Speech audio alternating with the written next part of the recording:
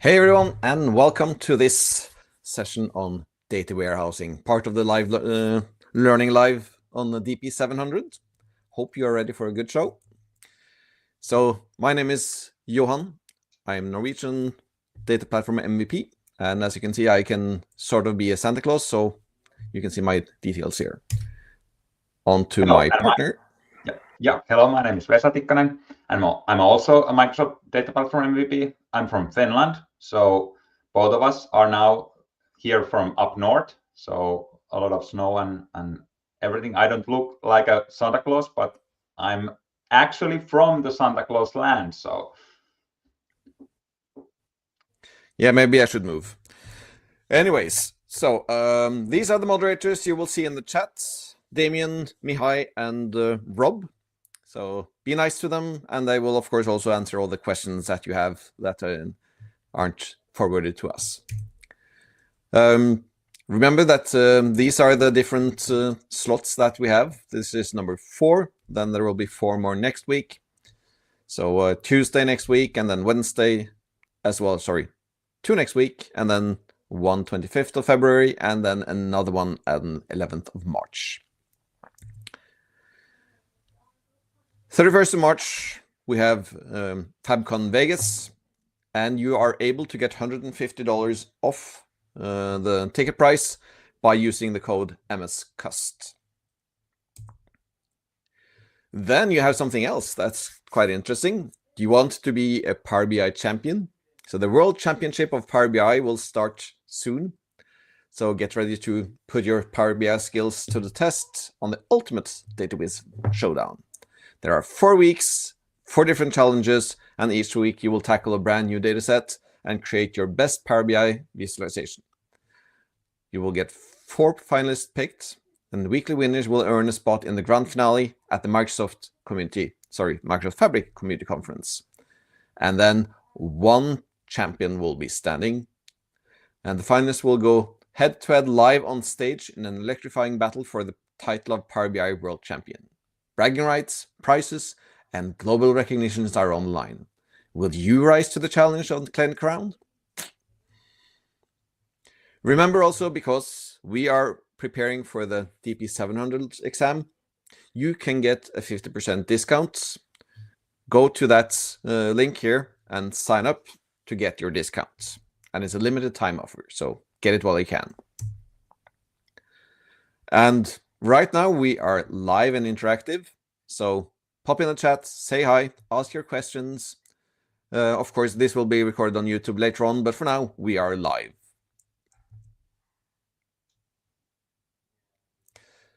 And now we are on episode 4. So we will guide you through the different steps of mastering the brand new DP-700 data engineer certification. We will cover the data warehousing part of Fabric today. And if you're looking at the study guide, data warehousing falls under multiple sections. So you will need to be sure that you're comfortable with this, and we'll pop a bit back and forth in these. So what we'll cover today? Well, we'll have the DP-700 overview. Then we'll have data warehousing in Fabric, load it into your Fabric data warehouse, monitoring, securing your data warehouse, and lastly, we will give you some personal tips and guidance on your success story to get to DP-700. So, brief overview of the fundamental skills that all data engineers need to pass the 700 certification. And this is an advanced role certification. So that means you need to have practical experience implementing the technology to pass the certification. The skills required to pass this exam are similar to what you'd expect working as a data engineer. So the keys that we need to be comfortable with is how to accomplish all these within the brand new SaaS platform, which is Microsoft Fabric. Streaming data, also known as real-time analytics, real-time intelligence in Fabric, is featured in the ingest and transform data skills grouping on the exam. So these are the overviews of the skills that you'll be tested on when you sit for the exam. You have analytics-centric approach, which shifts the focus to managing analytics solutions within Microsoft Fabric. And the highlights include life cycle management, security, and governance configuration. And leveraging, of course, the unified ecosystem of Fabric for performance optimization. DP-700 centers on Fabric's unified workspace, streamlining the workflows across the ingestion, transformation, and monitoring. And if you're experienced in DP-203, 700 will feel more streamlined, more focused on simplifying analytic solutions within the Fabric data platform. And if you're new to data engineering, this outline is a great place to start to understand the skills that are required in the job. And if you navigate the study guide, you'll see a complete list of granular skills that are covered on the exam.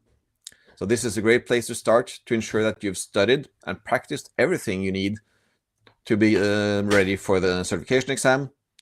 Or alternatively, you can have that as a skill of everything that you need to know when working as a data engineer in Fabric.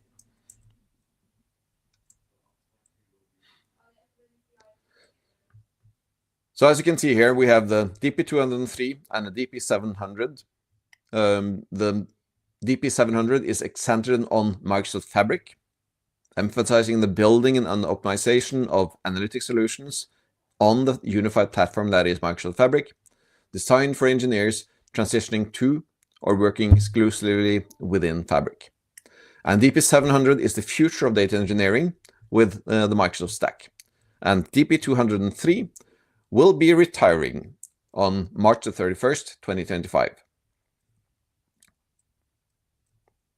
But one thing to remember that even though it's retiring, it's not actually kind of the skill set or the tools in that certification are not going anywhere. So no. Future DP-700, it's a Fabric exam or certification and exam, but DP-203 is still valid. Those applications and skills measured there make sense still today. Yeah, it's still a valid thing to do. If you have time and want to, you can still take both exams for another 1.5 months, something like that. Mm-hmm. Right. So now that we understand a bit of what is included in the DP-700, let's dive into the content. And we're going to start a bit of a level setting, so high level. And of course, to everyone that's listening, if this is a review for you, so please feel free to add your thoughts and experiences within Fabric in the comments on the channel. So we will discuss what Fabric is and why it's important, overview of Fabric components and the architecture, so One Lake, Data Factory, and so forth. And then we'll emphasize on what makes Fabric unique compared to other platforms.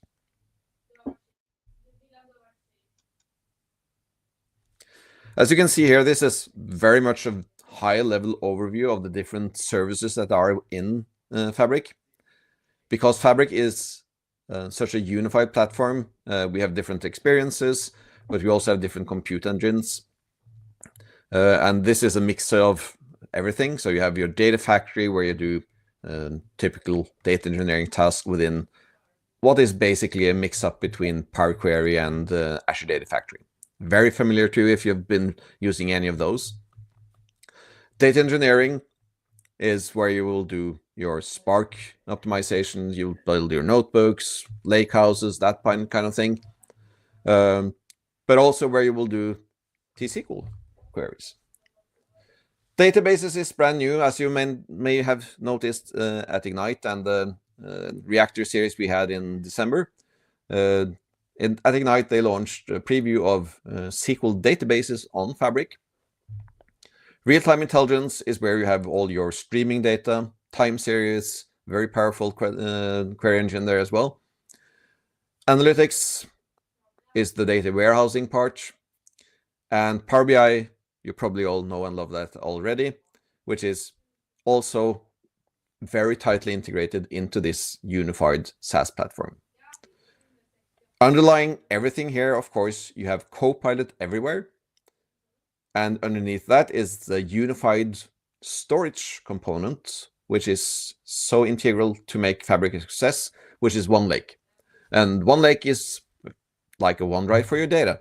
It's everything that you need to put in can be found there. And because all the different compute engines on the top share the same storage space, it's very easy to mix and match compute engines and share the data between them, which is also one of the things that separates Fabric from a lot of other competitors. Governance-wise, Microsoft Purview is, of course, the data governance tool in Microsoft Sphere. It is not part of Fabric, but it is embedded into Fabric by a single space, and then you click on it to get to the data catalog part. But also within Fabric, you have some data governance light or data catalog parts of Fabric. Real-time Hub and One Lake Data Hub are both metadata repositories where your users can go and look and find what they need of data within the Fabric estate.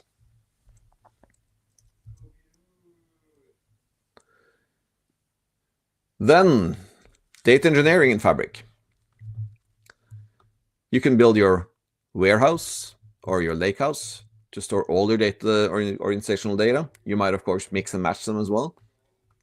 There is a powerful Spark runtime available for you out of the box. Good performance, good admin controls.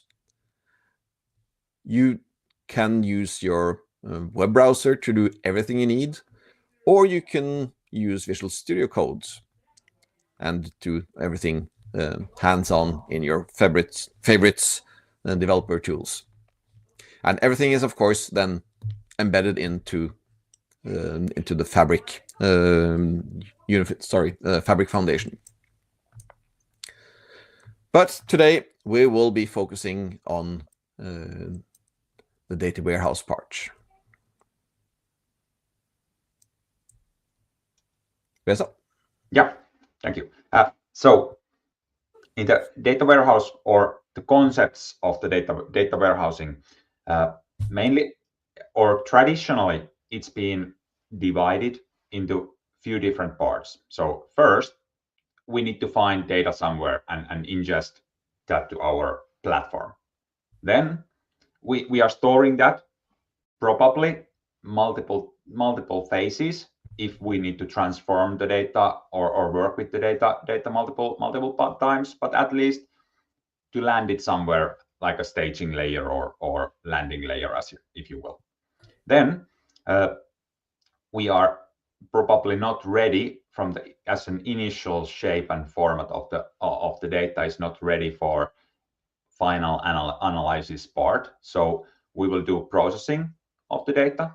So you can, in Fabric, you can use multiple different tools to do the processing part. And then at the end, of course, we want to gain some value out of the data. So it's the analyzing part. And here within the Fabric, as mentioned, the One Lake plays a big role, because you can kind of choose from multiple different options.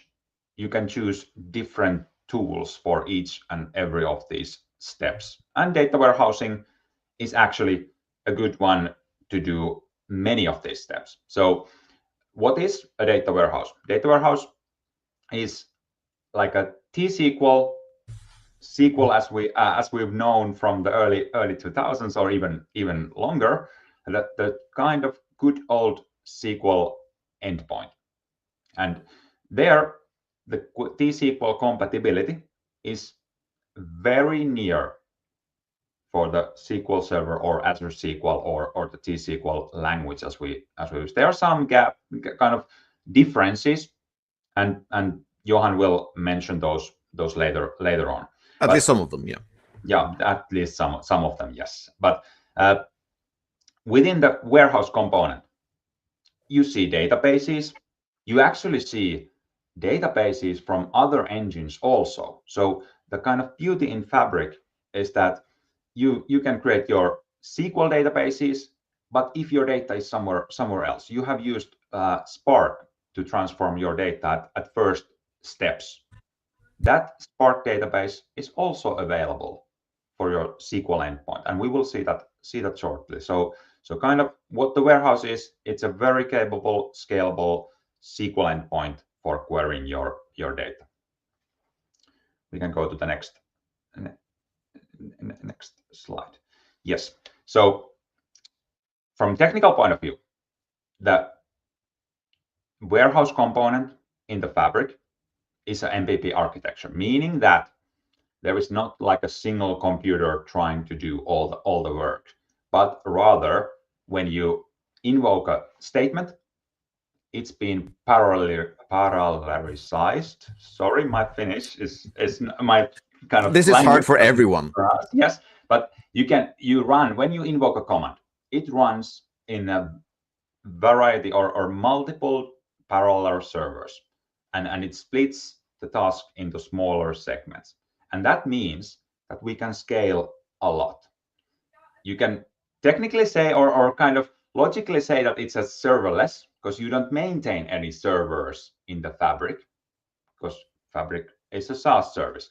But of course, behind the scenes, we have to have some compute engines, so there are servers, but Fabric takes care of all of that. So that's kind of the beauty of the service itself. The data within all the warehouse tables is stored in the Delta files in OneLake. And that's actually, so the binary files are Parquet, and then there's the Delta header files, also all the transaction files. And that's actually kind of the other side of the beauty, that even when you use warehouse component to do some part of your ETL ELT story, you can continue with any other tool within Fabric, because all of the tools understand the Delta format, and we will see that in the demo shortly. And finally, as we said, the T-SQL is T-SQL. So you can use Management Studio or any tool that you have used to query, and all of those functions you are familiar will most likely work. So there are some missing parts still, but you can visit the learn articles regarding those, and Johan will mention those also next. Yeah. But it's important to know that this is not dedicated SQL pools version 2. This is a brand new database. It's still SQL Server engine, but it is being re-engineered to fit into a Fabric setting. Correct. So it's you don't have to think about all the annoying parts that of dedicated. Oh God, I hate that name. Dedicated SQL pools. It's easier, as it should be in a SaaS service. Yeah, but still, it's SQL, so that, for example, transactional consistency is there, which you don't have in lakehouses or in sport engines. So kind of it's the best parts of the SQL, as we always known, but still we have the scalability of the kind of Delta or MPP architecture. Yeah, and you can use stored procedures. You can use everything that you're familiar with in T-SQL, apart from, of course, the limitations. But still, are you familiar with SQL or T-SQL? This is a very recognizable experience. Yeah, exactly. But as we are going into the tables, everything is stored in Delta format, and that Delta format and Parquet underneath gives us some constraints. One of those constraints is that the Delta format is case sensitive, which means that by default, the collation that comes with the warehouse is also case sensitive, which is a brand new experience for most of us old-timers in SQL Server, where everything is traditionally being case insensitive.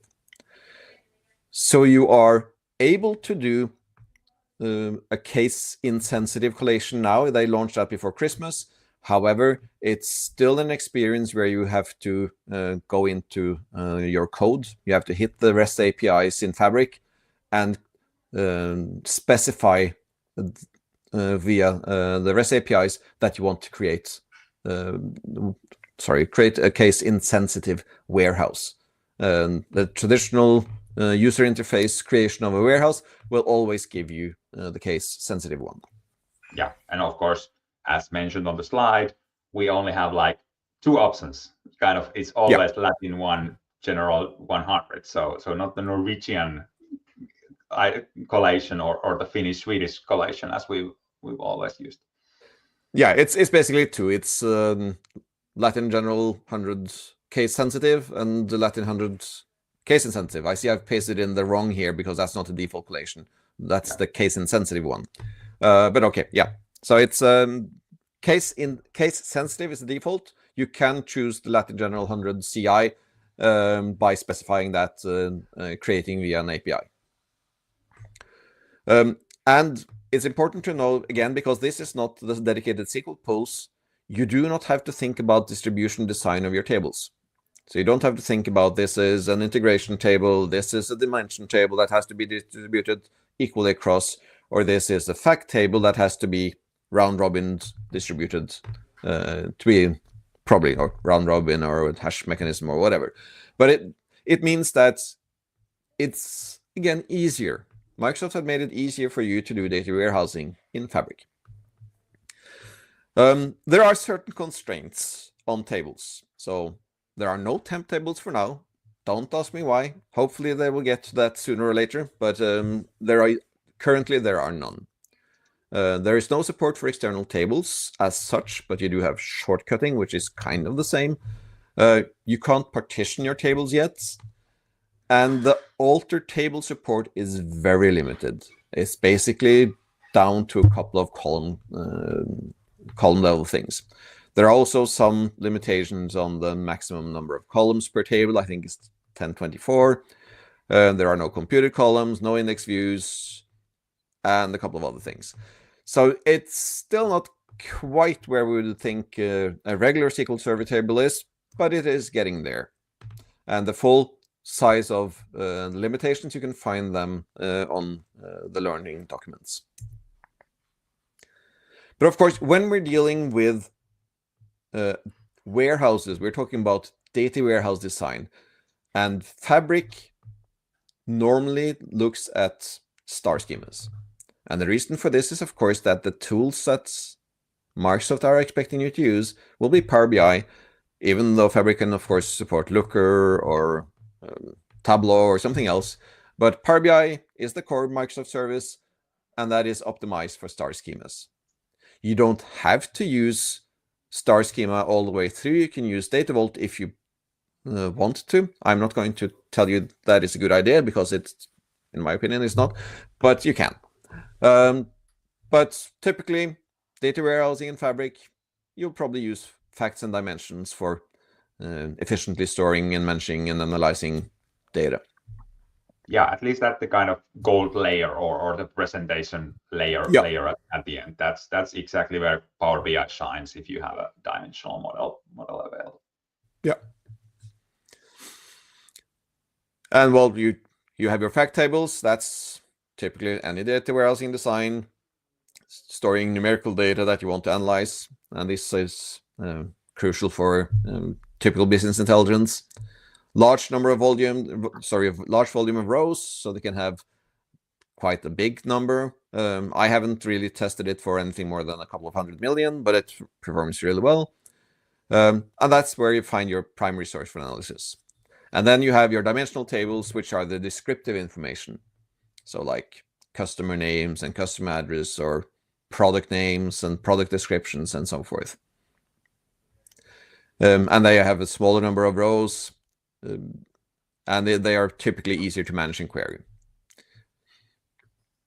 And then you have some special dimensions such as time dimensions or slowly changing dimensions that are also adding into the mix here. So most transactional databases that are used for business applications, and the data is normalized. That means that we reduce duplication. However, in a data warehouse, we want to denormalize, to reduce the number of joins necessary to join that data, to query that data. Because amount of joins you get, the more data you have to pull in to be able to compare and forward, and that tends to affect your performance. So we denormalize into star schemas or maybe even Snowflake schemas.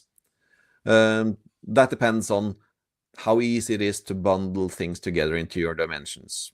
Lots of times you end up with 1 or 2 or 3 dimensions that suddenly pull you out of a star schema and into a Snowflake.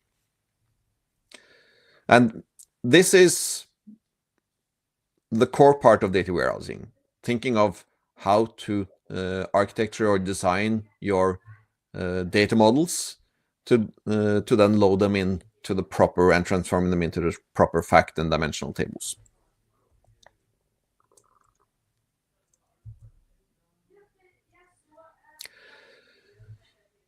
So data ingestion and load strategies, typically we talk about 2 different versions. We have ETL and ELT, and the E stands for extract, the T stands for transform, and L load.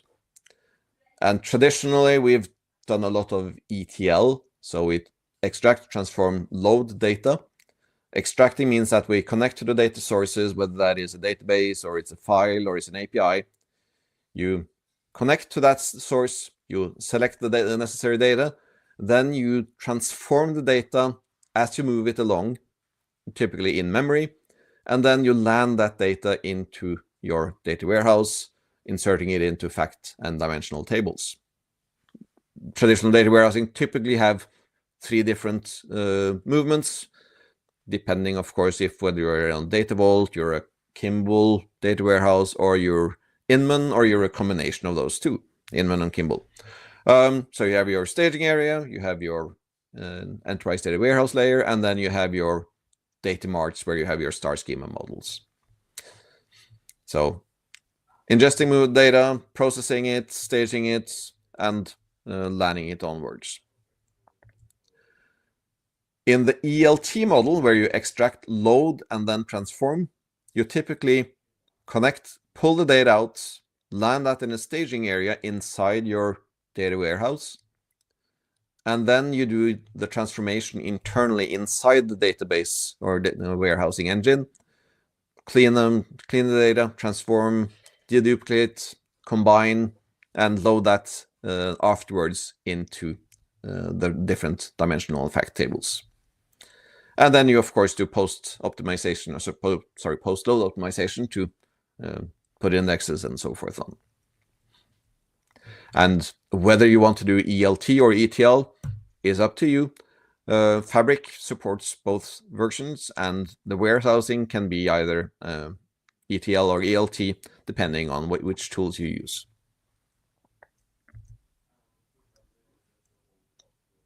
Yeah, and then regarding that, kind of how do you insert data into your warehouse?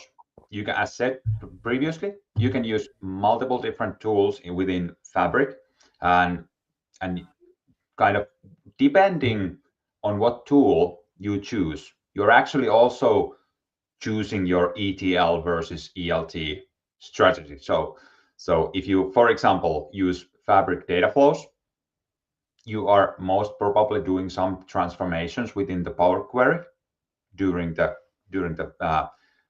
extraction and inserting or loading part. So there is that T in the middle.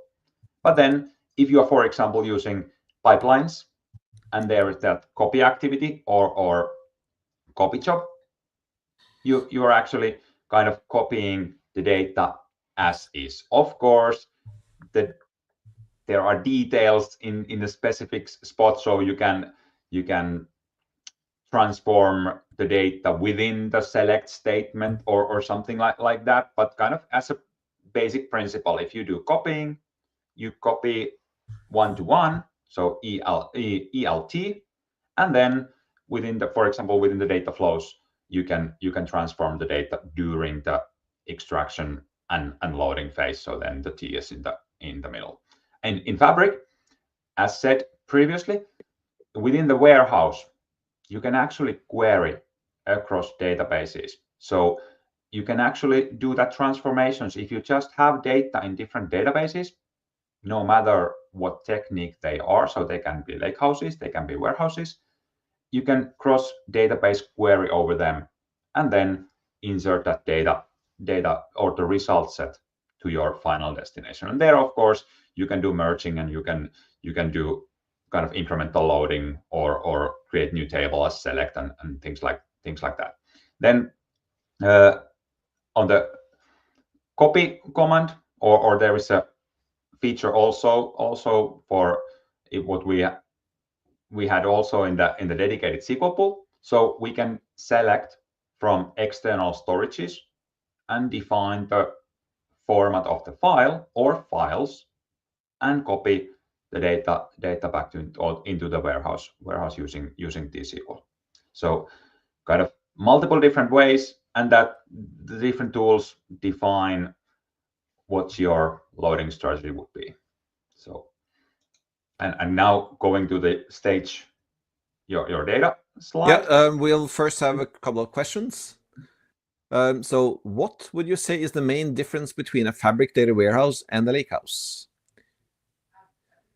Yeah, I would say, yeah, you start first, Vesa. Yeah, I can start first. So lakehouse is a Spark engine. Kind of what you do there is you are using Spark to transform your data natively. Of course, kind of we will see soon in the demo, you can still use T-SQL to query the data, but the databases are read-only within the T-SQL part. And then the warehouse is like the other way around, that the primary or the master is the T-SQL part. So, and then Spark engine can still read from the warehouse tables. Yeah, so it's in many ways is what flavor of Fabric do you want? You can use, say, a lakehouse for your bronze and maybe silver layer, and then the data warehouse as your gold layer if you are on a, say you are a Python shop. Or you can use, if you're a dedicated T-SQL shop, you can use warehouse for everything. Or you can use a pure lakehouse if you're basically a pure Python shop. It depends. Again, the compute engines on top of OneLake are basically what flavor you want. Second question we have, if you don't have anything else to add, is it advisable to have a star schema and a database to store all the data as a source of truth to derive future fact tables or dimensions? If so, does this database go in gold or silver layer? I would like to say that if you worked in the industry for a few more than few years, you have experienced the situation where you need some more data, kind of some more analysis from the source than you have previously. So if you only store the dimensional model, you are modeling the data and you are making the decisions that, hey, I'm only storing this subset of values, being a dimension, these attributes, or fact, these measures.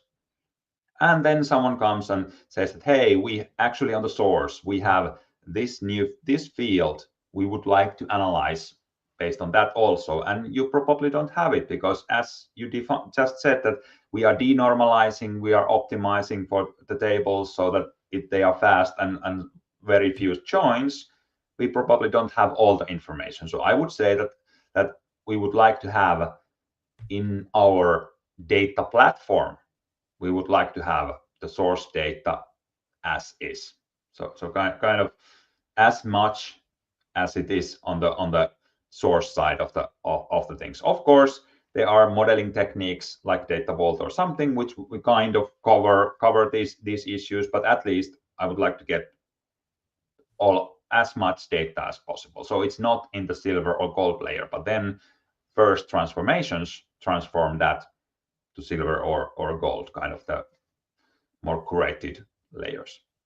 Yeah, the challenge with bronze, silver, gold modeling technique is that there are basically no defined standards yet, unlike, say, Kimball or Data Vault or something like that. But yeah, bronze or raw data, so as one-to-one to source, as close to that as possible.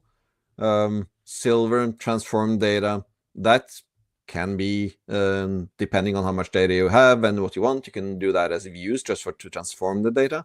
Or you can, again, duplicate and transform on the fly and store it again there again. And then your data marts, your ready to consumption data models or data products are what they are in gold. And sometimes you need to store everything in separate layers, and sometimes you just use views or similar to expose or transform on the fly. Depends. All right, let's see, next one. Oh, sorry, that was wrong. This one, state your data. Yeah. So as we already discussed, this is like a kind of repeating or summarizing slide in a way that no matter where your data is coming, when it's on the one leg and in the kind of table format, you can use warehouse to do the transformation if you want. And then you have all the stored procedures, functions, operations going, possibilities to do those transformations. And then kind of you end up or land the results or maintain the actual silver or gold layer of the data. So the layer which you base your reports, or where your reports are based on. Regarding the staging area, staging area is a good, no matter whether it's a lakehouse or warehouse, staging area is a good one for kind of separating the analysis part from the actual kind of loading part. Because then if you need to redo your loading, or if something happens and kind of you need to do, for example, a new load from the source, it makes sense to separate them first in the staging rather than directly loading to the warehouse, where if something happens, we have already ruined our primary analysis platform. So first staging, then we do transformation or loading to the final destination where we serve our end users. Yeah.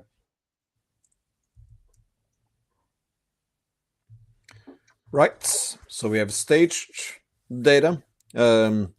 Let's do different types of data loads. So typically there are two main types of data loads to consider when you're doing your data warehousing. It's full and incremental, or delta load if you want. Because then when you're doing an ETL process or an ELT process for data warehouse, you don't always need to have both the full load and incremental load. In some cases, you can do a combination. You start off, or in some tables, you need to do a full load every time because it's hard to, or the source system doesn't allow you to get that data out because there are no date stamps or anything like that on it, or you don't have CDC support. Other times you have to do the full load in the beginning, and then you do an incremental load afterwards, and that's easy both on the warehouse and on the source system.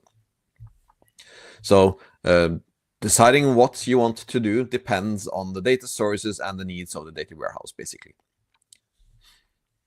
And incremental is basically then the process of updating the data with the last changes that have been done on the source since the last time we picked in. And there are two different options there. One is that you have a kind of a date timestamp or something that tells you which rows are the last we have done, or if you can store the numbers, the IDs that have been ingested since last time, you can do that. CDC, change data capture, is another way, where you have a mechanism that listens to the transactional log on the source server, and then every time there is a change on it, a new transaction written into the log, that is then transferred over to you. And so each and every time there is a change on the database, that will be transferred over to the data warehouse. And that's not always possible. Sometimes you need to have more expensive tools for that. Other times, like with Azure SQL or SQL Server, that is out of the box if you are on the right level. So loading dimensional tables can be a bit of decision making to be handled properly. Typically in a data warehouse, every time we do create a dimension, we generate surrogate keys. With the data coming in from the source, you always get a business key, which is typically the primary key on the database table that we're pulling data out of. But that key might not be a good match when you're using it in the data warehouse, because you might have several versions of it, a row, and then that can cause conflicts on the key level. So typically we generate surrogate keys as well as having the business keys stored in a separate column. Then we need to think about, how do we handle changes to our dimensions? Do we need to keep any history of that? Or do we need to just overwrite? Don't we have any use for that storage? And this is where we have the idea of slowly changing dimensions. And most of you will probably hear about slowly changing dimensions version 1 and type 2. There are 6 of them. I have never used anything other than 1 and 2, and well, 0 is also because that's just never changing. But this is a way to handle changes to a dimensional table. Say, for instance, that a customer changes address, but you have a business need to make sure that, say, Vesa is moving from the fake Santa Claus land to the real Santa Claus land, Norway, but we still will want to keep track of him as a customer. We want to see his shopping patterns when in Finland compared to Norway, because Norway is a lot more expensive. So does he still shop as much or not? So then we keep both, and then we can start moving across them. And that's where we will start looking into type 1 or 2 slowly changing dimensions. And type 2 adds a new record for each change, and then has a natural key added that adds that full history. You can have history added as a new column, which is type 3. You can have a flag, or when certain attributes in a large dimension change over time, you combine, say, type 2 and type 3 of a dimensional slowly changing dimension. That's type 6.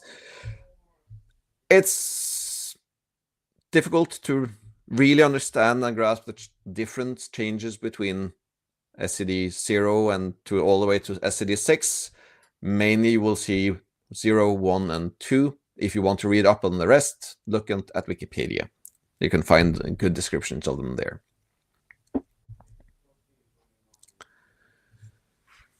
So when we have designed the dimensions, we want to load the fact tables. And typically we load the fact tables after dimensional tables. And the reason we do this is because when we are loading the dimensional tables, we create that surrogate key. And the surrogate key is the one that we replace the business key, or replace the dimensional values that we pull out of the fact tables, to replace that with a key lookup. So you can look up the dimensional values using that surrogate key instead. And then you need to have that already in place before you load the fact table. And the key challenge in loading fact tables is the need to look up the correct surrogate keys for each row. And typically the stage data will include both the alternate, business, or natural key, but you also need to use that surrogate key in the fact table so that each row is related to the correct instance of each dimension.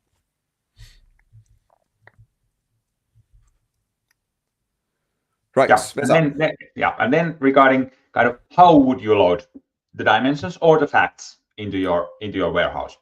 We can use pipelines. So the Fabric pipelines, as Johan said, pretty close to the data factory pipelines. There we have a copy activity, and we have data flow Power Query transformations also, so we can orchestrate that to use our copy activity, or we can use, if we are SQL persons, if we go to the copy command slide, we can use the copy command. Thank you. And there, so if we don't want to use or we are more familiar with the T-SQL, we can load from the external storage using pure T-SQL and the copy command. There we specify what is the shape of the file. We can use wildcards, so we can load multiple files in parallel to the warehouse. We can define what to do with the errors, so where we extract the error rows and then probably do some investigation on those later on. But that's a good, very performant way of loading data if and when our source data is in a good shape. So kind of could be that when we are using copy command, we are already very familiar with the data, because we kind of need, during the command, we need to specify the look and feel of the file. But then when using the data factory or data flow, then we can kind of browse or kind of review the data while copying. Okay, then if we go to this slide, then if our data is already somewhere in the fabric, we can use T-SQL insert select statement, so insert into the table, select star from the source part, or we can create new objects with the CTAS syntax. So create table as select syntax, and there I have a short demo of for you. I think we have like 13 minutes left of the show, Yes. so maybe we should disappoint the viewers of not having a demo and just skip that. I think the next demo is more important or more interesting. Yeah, we can do that. Yeah, because monitoring, cool stuff. Yeah. So as we don't have servers, or we don't have a specific sized servers in the fabric, we have a concept called capacity units. So the size of the fabric depends on the capacity you are buying, and it can vary between F2, I think, is the smallest one, so 2 capacity units per second, and the largest one is somewhere like 1024 or something. No, so 2048.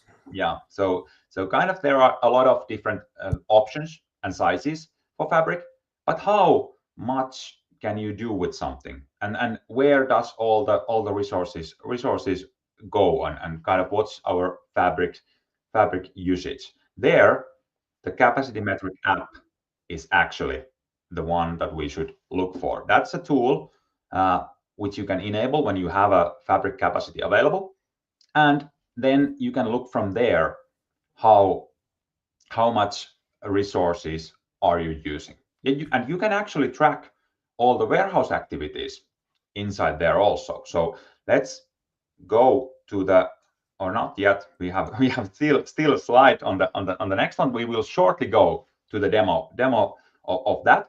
But if we think about kind of monitoring the our warehouse, we still have a lot of those dedicated SQL pool or even SQL Server DMBs available. Few of them mentioned here.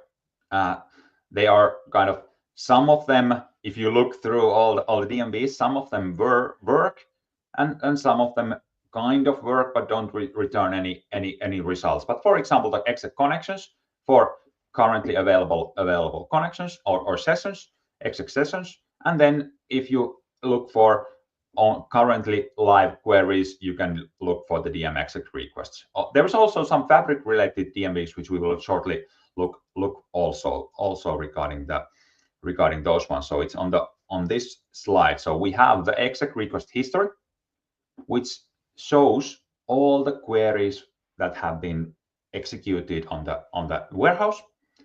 We have few kind of pre-prepared DMBs for long-running queries and frequently running queries. So you can query these from the warehouse whenever needed. And we will now go and look for all of those. So kind of, can you, Johan, say that my screen is visible? Yes, now Yep, I think it is. So here I have the CDAS demo, but as we drop that, you can kind of pause here and look that and on the recording. But regarding the Fabric capacity metrics application or capacity metrics app, it's currently I think you should zoom it a bit.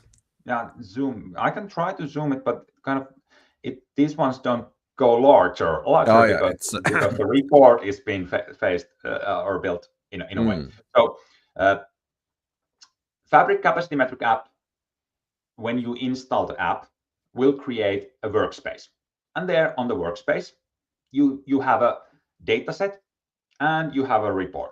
You can modify the report, and then you can kind of do some adjustments, like add some new columns in there, and we will see that. It will the history will be kept for a few weeks, and if you pause the capacity, as we can see from here, then of course I don't have any activity there, but I enable the capacity on Monday, so and run some queries, so I have information available here. And if we go there for the actual queries, I have few different queries available.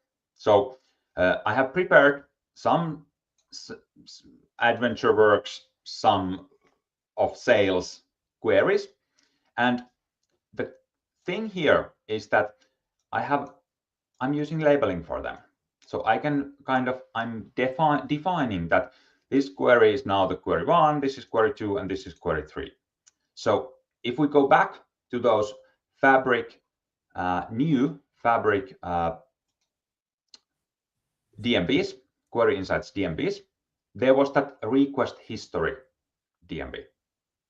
And if we look there, where the label is not null and where the label is different than empty, we can see all the queries that I'm running. And actually, if you look the label column, you can see that those are the queries I just had on the screen. And if we want to look how much of resources did any of these queries use, we can look the CPU time and the scanned megabytes, either directly from OneLake or the cached version. We can look them here. But if we want to see how much capacity units is this individual query using, we can actually get the statement ID from here, and we can go to the capacity metrics app. So inside the capacity metrics app, I hope I have it here already. We can, first of all, that's the one I will go soon. We can kind of filter based on workload, or we can filter based on time. And now, of course, because I just have few queries running here, kind of the chart is not probably the most kind of easiest to read or anything, but here I remember that this is the time slot. I can drill through to certain time point detail, and then if I look on that specific time point, I can see everything happening in my Fabric capacity on that specific time. And if I filter down even further, I can see that there is that same query ID available, and I can see how much CUs that individual query was using. The fabric capacity goes in a way that if I now have an F16, which means that I have 16 capacity units per second available. So this individual query took like 1/16 of the total capacity when I executed that. So that's 970 something is this guy over here. So now kind of you can actually go for the capacity metric app and look for the actual statement ID to see how much CUs that was used. Yeah, back to you, Johan. Yeah, remember though that the capacity metrics app is not there for live monitoring and making sure that you don't go over capacity, because it's running on the same capacity. So if you are being throttled, your metrics app will and be... it's also asynchronous. So I needed to run these queries on Monday to be very sure that they are available in the capacity metric app today, because it only runs like once a day or twice a day. Yeah, you can refresh it more often, but again, if it runs on the same capacity and that capacity is throttled, you won't see anything. Yeah. On to securing your Fabric warehouse. And remember, because we are in Power BI land, so to speak, with Fabric is being embedded into the Power BI system, we have to think about workspaces, tenant, workspace, and then the items. So of course, first of all, we have the workspace roles, and these roles have different levels of access control. You can have things like admin member, contributor, or viewer. If you're dealing with admin member or contributor, you will be able to access the one lake added to the workspace. If you're a viewer, you don't necessarily get access to that. And this is important because that's your first level of defense or control mechanism. Then you have your item level, and the individual Fabric items connected to your workspace, be that the one lake, the lake house, the warehouse, the semantic model, all of these have different item permissions. So making sure that you add the compute engine security mechanisms, you think of semantic models, you think of, say, a table or an object within your storage space, whether that is lakehouse, warehouse, real-time intelligence. All of these things have to be taken into account when you're designing your security. And then, of course, you have the precise mechanisms in T-SQL to be able to add extra control on your warehouse as well. And that's also an object, so to speak. You have objects, schemas, and tables, and views, and so on inside the warehouse. And one of the first mechanisms that you might be interested in introducing is your dynamic data masking. And dynamic data masking is a feature, security feature that allows you to limit data exposure to non-privileged users. So say you have a credit card column that only your finance departments are allowed to see. You can then mask the column so that everyone else that looks at that column will be seeing scrambled information. And that can be, like on the example here, XXX and then the last 4 digits, or it might be even something else. You have different rules to put that in. Social security numbers, anything else you want to think of, you can add that here.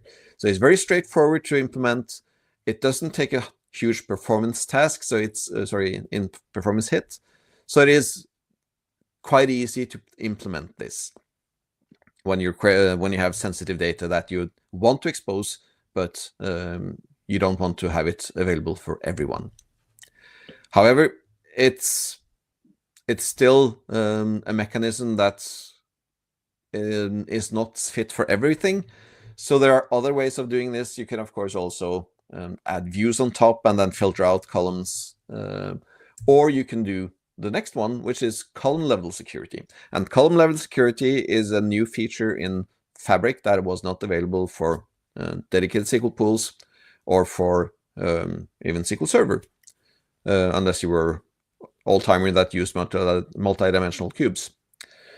And this makes a simplified security design instead of creating views that you're filtering out of, or creating data masking, because data masking it's not really anonymizing anything, it's just hiding, so it might not be the best option either. And this way you can have everything available to everyone, but the columns that are then secured, if a user doesn't have access to a column, they won't see it. If they select a query against a table and include a column they don't have access to, that query will fail. So it's nice to see. And if you implement row-level security and column-level security together, you will have a cell-level security in place, which is also something that is quite handy in some specialized features, and is also not been available to you on the Microsoft platform after multidimensional cubes disappeared. And remember that best practices is to grant access to roles rather than users, and to have a regular policy and role maintenance in place. So row-level security is, as I mentioned, another security feature that provides granular control to access on rows, and it is basically a lot of the same thing that you used in your traditional SQL Server is also what you can use in Power BI. So it depends where you want to put this. It is important to know that when you're implementing row-level and column-level security on a lakehouse, say you have your Power BI queries hitting not your SQL endpoint, but using Direct Lake, that mechanism won't work. When you're having your data in your warehouse, what happens is that the Direct Lake actually is forbidden, and the query is being switched over to a direct query. Whereas in the lakehouse, I think it just bypasses. So that's important to know.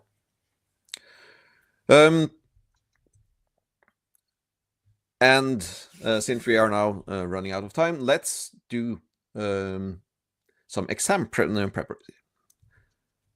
And Vesa. Yeah. So on the DP-700 exam,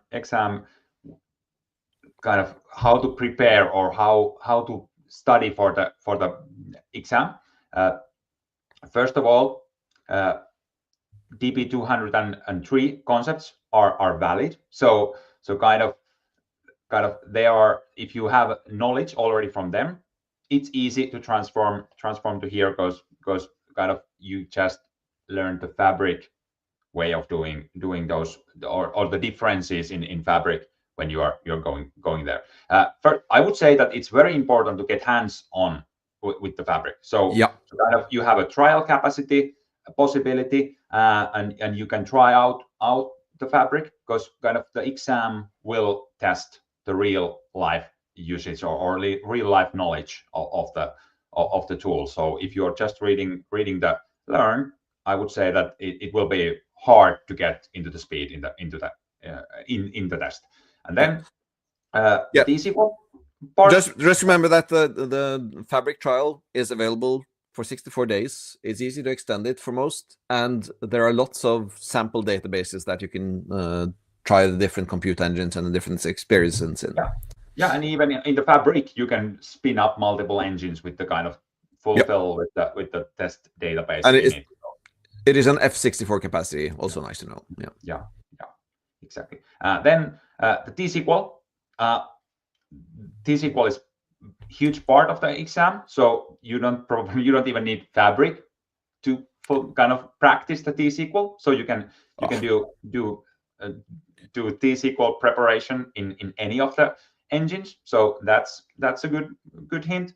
And then kind of you have learn available in the test.